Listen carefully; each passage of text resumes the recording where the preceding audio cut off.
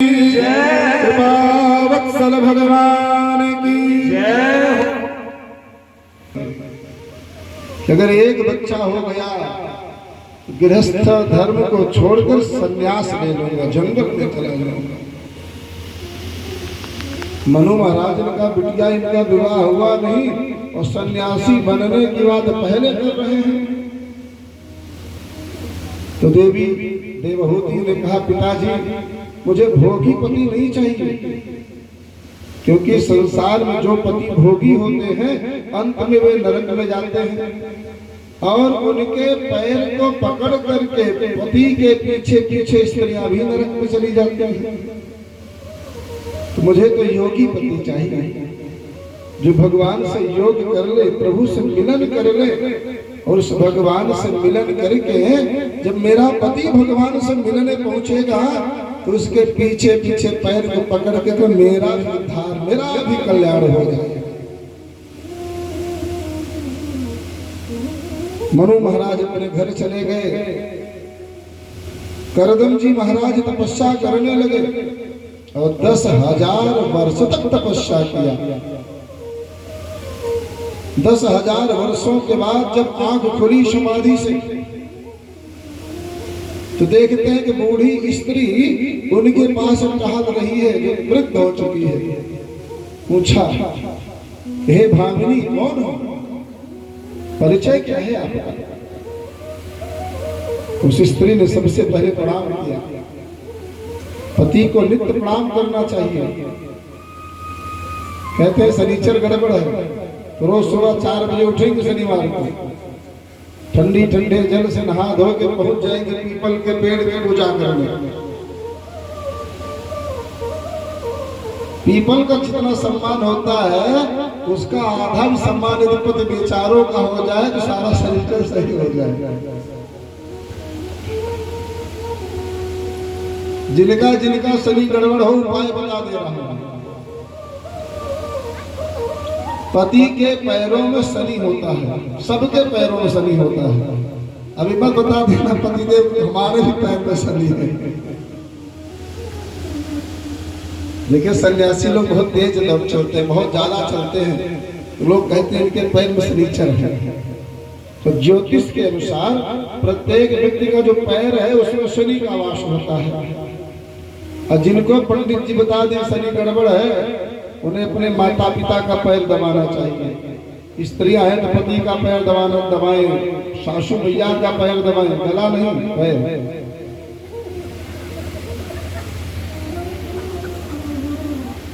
जो पैर दबाएंगी तो उनका शनि अपने आप जीवित शनि ठीक हो जाएगा। वृक्ष की पूजा करने की आवश्यकता नहीं। और जब पति से वार्ता करें, जब पति से बोले तो कभी भी कटुता वाणी में ना बोले, गुस्सा करके ना बोले। हमारे रिश्तेदार यही सुल्तानपुर बरौसा के पास के हैं, तो जा रहे थे लुधियाना, हमारे पिताजी वहाँ इंजीनियर थे, तो वहाँ जा रहे थे कमाने। एक डुप्लीकेट चलती है ना 30-49 हावड़ा पंजाब में डुप्लीकेट एक आती है। तो यही पकड़ने के लिए घर से पूरी कचौड़ी सब्जी उब्जी खूब पंडिताइन उनकी बना के दी पत्नी, जाइए आप भी कमा के आइए। अब बेचारे पहुंचे तब तक ट्रेन उस दिन समय पे थी, जा चुकी थी। लौट आए तब 20 साल पहले की बात है। जब लौट के आए उनकी जो पत्नी है दूर से देखी कि हमारे पतिदेव पैदल झोला वोला बैग वैग लेके लौटे चले आ रहे हैं, तो बड़े जोर से व्यंग्य कस दिए, अरे लड़कों दौड़ा हो,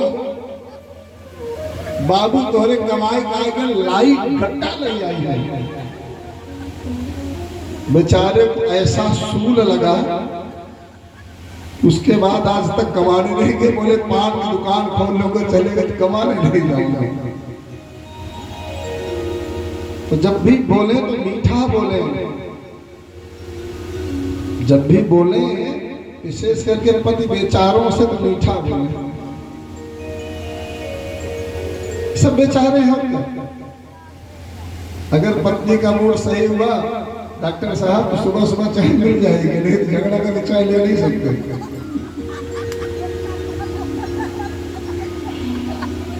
वो हम भी तो बेचारे हैं।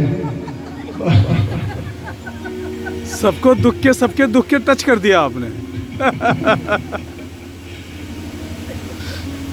दिन भर कमाओ और शाम को अगर आप कभी भूल से पूछ बैठे बेचारों की स्थिति है कि आज क्या बनाओगे, या कभी कभी वही पूछ लेते हैं आज क्या बनाओ। जैसे अब कह दिए हमको बड़ी प्रिय है गर्मी में तोरई बना दो, अब 3 दिन से तोरई खा रहे हैं, कुछ और खाइए, लौकी बना दो।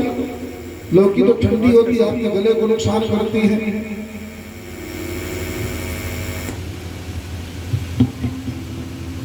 तो कद्दू बना दो। अब कद्दू गर्मी में 2-3 दिन तो बन चुका, बच्चे खाते नहीं, यहाँ पे हम 2 लोग खाते हैं, बच्चे खाते नहीं। अच्छा पालक बना दो। पहले तो पालक नहीं खाते थे, अब खाने लगे। अच्छा जो तुम्हारा मन करे वो बना दो। यही खराब लगता है, जब पूछती हूँ तो बताते नहीं क्या बनाओ। लगभग यही स्थिति बेचारों की है। तो देवी जो देवहूति हैं वे ऐसी नहीं है। उनके धर्म, उनके संस्कार को देख कर करदम ऋषि ने विवाह किया। तो 10,000 वर्ष तक तपस्या समाधि से जगने के बाद उन्होंने पूछा देवी कौन हो तुम?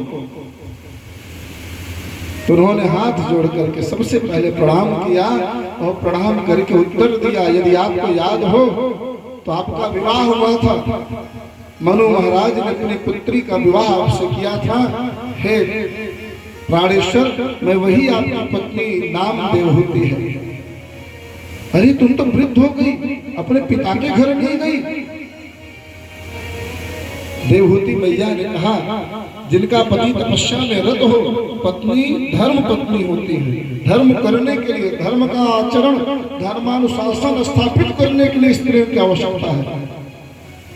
तो आप तो धर्म कर रहे थे, तप में थे, और पति ही परमेश्वर है, और जहाँ परम ईश्वर है वही मोक्ष है, क्योंकि भगवान श्री कृष्ण परम ईश्वर है, और जहाँ भगवान है वही वैकुंठ है।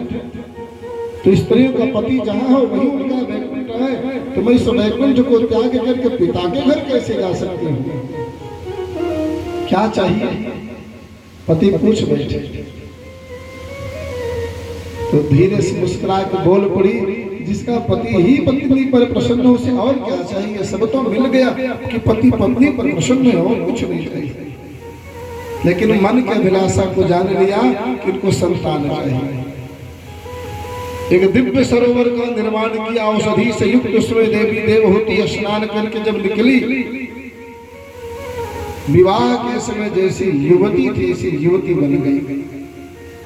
तप बल से विमान का निर्माण किया, और उस विमान पर हजारों वर्षों तक दिव्य संसार के लोगों का भोग किया, भ्रमण किया, और समय में 9 कन्या उत्पन्न हो गई, 9 बेटियां हुई। पहली बिटिया के विवाह के जन्म के बाद ही बोले मैं जा रहा हूं तपस्या करने। मैया ने कहा देखिए, बिटिया तो पराया धन है, जिनका धन है उनको देकर जाओ। इसी चक्कर में 9 हो गई। जो 10 मानस पुत्र हैं उनमें नारद जी के अतिरिक्त उन कन्याओं का विवाह 9 मानस पुत्रों से हो गया।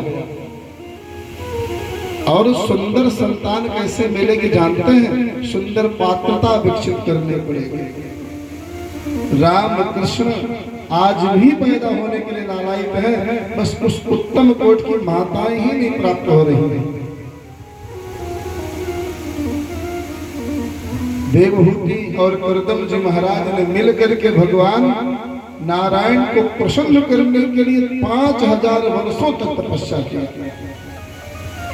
जब भगवान प्रसन्न हुए, बस एक वरदान मांगा, हे प्रभु आप मेरे पुत्र बन जाओ। और भगवान उनके गर्भ में आ गए। और जब पैदा हुए तो उनका नाम रखा गया, बोलिए कपिल देव महाराज की जय हो। कपिल मुनि के पैदा होते ही उनके पिता करदम जी महाराज जंगल में चले गए और पत्नी से बोले ये बच्चा ही तुम्हें मोक्ष का मार्ग बताएगा। जब 5 वर्ष के हुए कपिल जी महाराज तो उनकी मैया ने उनसे योग का प्रश्न किया।